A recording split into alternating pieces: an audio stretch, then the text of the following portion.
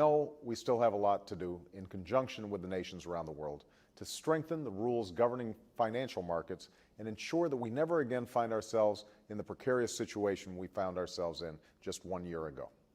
And govern responsibly by putting our focus back where it should always be, on creating new jobs, growing our economy, and expanding opportunity not just for ourselves but for future generations. Thanks. Because that isn't governing. It's just hurting the people we were sent here to serve. Right now, the rules governing fuel economy in this country are inadequate, uncertain, and in flux. And there'd be certain rules governing any insurance company that's participating. You couldn't exclude for pre-existing conditions. You couldn't have a lifetime cap. You'd have to limit out-of-pocket expenses. All the punditry, all of the lobbying, all of the game playing that passes for governing in Washington.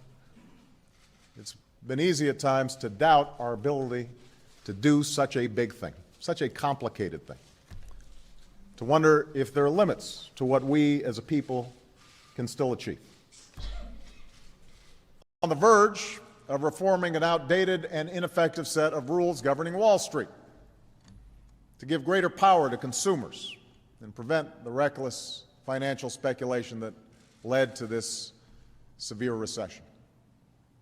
I get the feeling that you're happier to be here commenting and giving advice than governing.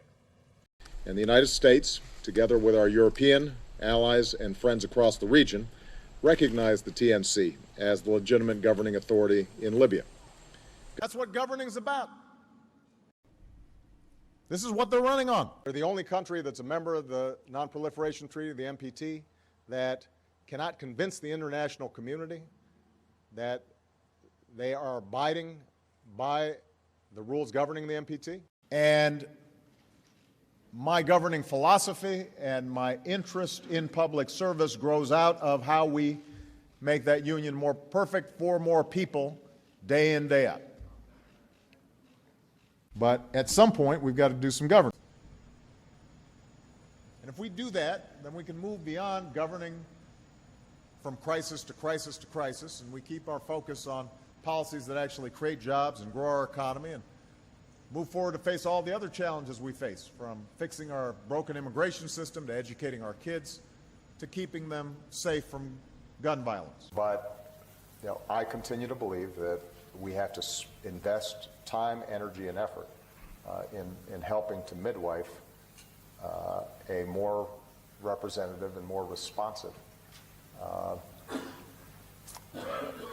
governing arrangement throughout that region.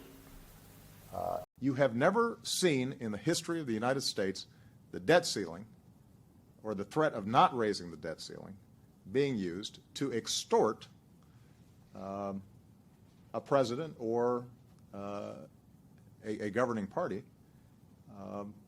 and trying to force issues that have nothing to do with the budget and have nothing to do with the debt. That is always the focus of our government, that we must build strong institutions that will transcend the individuals occupying such institutions. Congress needs to put an end to governing from crisis to crisis. And I want to underscore the fact that Congress doesn't just have to end this shutdown and reopen the government. Congress generally has to stop governing by crisis.